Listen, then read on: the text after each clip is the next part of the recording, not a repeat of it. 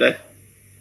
भगवान ने जब सुग्रीव को लड़ने के लिए प्रेरित किया तो भगवान ने कहा कि सुग्रीव तुम जा करके गर्जना करो, बाली आवे तो लड़ो।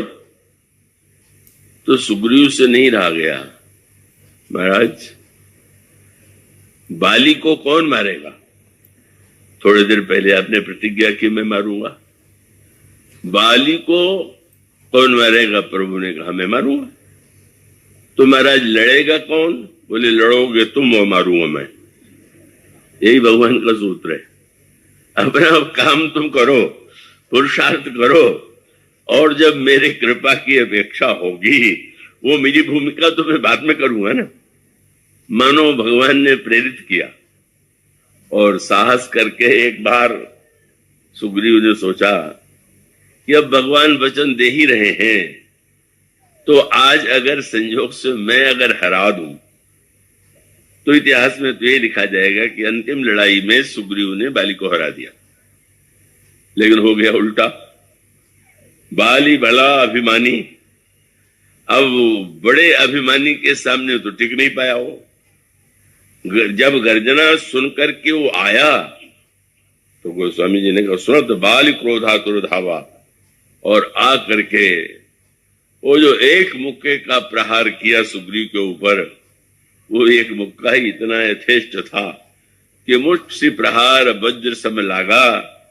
और तब सुग्रीव ने लड़ना उड़ना छोड़ करके तब सुग्रीव विकल हुई भागा, फिर भागा, भगवान राम के पास आया।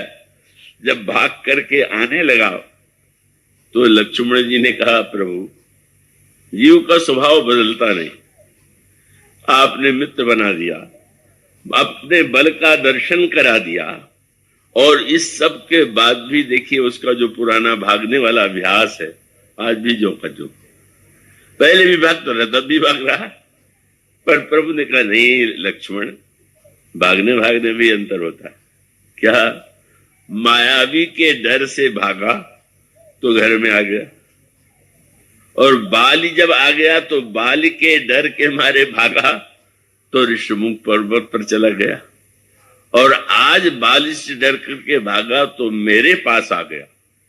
तो अगर कोई भाग करके अंत में मेरे पास पहुंच जाए तो भी उसका भागना तो सार्थक हो ही गया।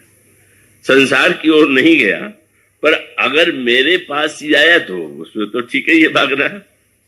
पर प्रभु इतने से नहीं माने, आपने सुग्रीव को छू दिया, शरीर पर हाथ फेर दिया, और तन पर सा सुग्रीव शरीरा, तन भाकुलिस, शरीर वज्र जैसा हो गया, हो गई सब पीड़ा, सारी पीड़ा दूर हो गई और शरीर वज्र जैसा हो गया।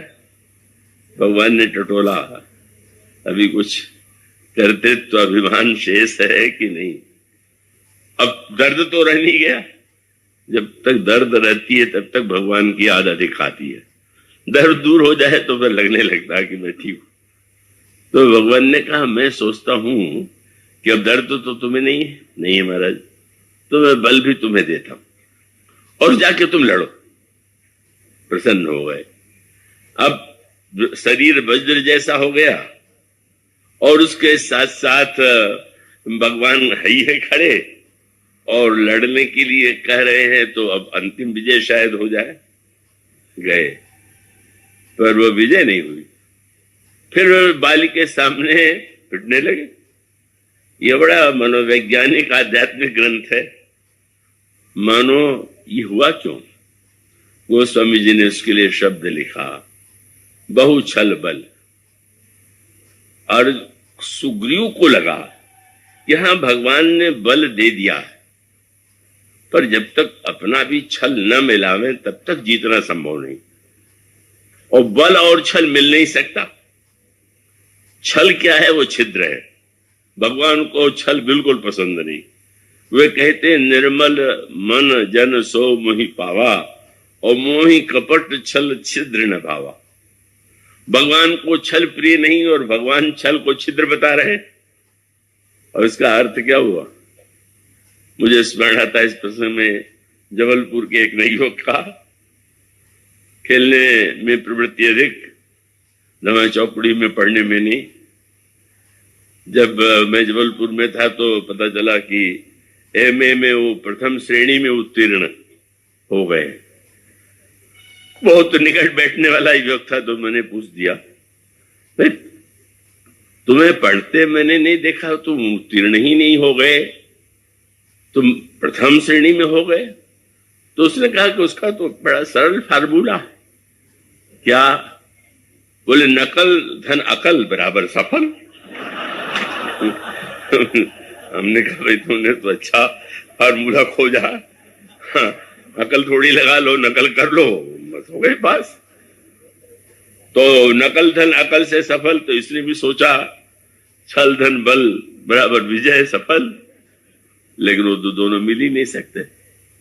छल तो छिद्र है, अगर कोई बर्तन में आपको दूध दे और आपके बर्तन में ही छेद हो तो सब बह जाएगा। भगवान ने कृपा दिया, पर यह मानने के बाद कि अभी छल है, बल से कम सही पर छल मिला करके ही विजय मिलेगी।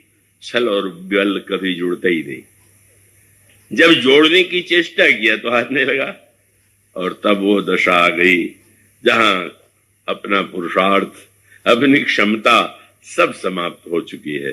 अब समझ गया, अब मैं गया, मैंने बड़ी भूल कर दिया, लड़ने भी चला आया और बार बार लौट करके लड़ने आ रहा हूं। वो स्वामी जी ने शब्द लिखा, बहु छल बल सुग्रीव करी। एक शब्द जुड़ा हुआ हारने के साथ, क्या बोले ही हारा। बहुत बार हारा था, पर हृदय से तो आज हारा। और जो ही पूरी तरह से प्रभु अब तो आप ही कृपा करके बचावे, मैं तो बस जो कुछ श्रद्धा थी वो भी मैंने किया और अविवेक से मैंने छल भी लगाया। बस वो स्वामी जी कहते बहु छल बल सुग्रीव करी, ही हारा भय मानी, मारा बाली राम तब हृदय माज सरतानी।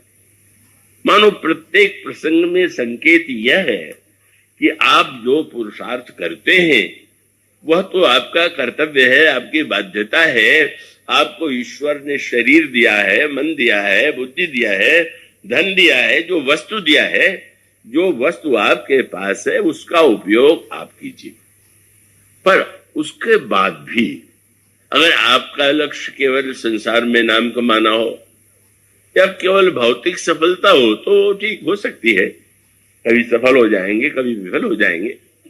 लेकिन आप इस सत्य को भगवान की कृपा के लिए का आवश्यकता करने की नहीं, पर फिर भी करना आवश्यक है।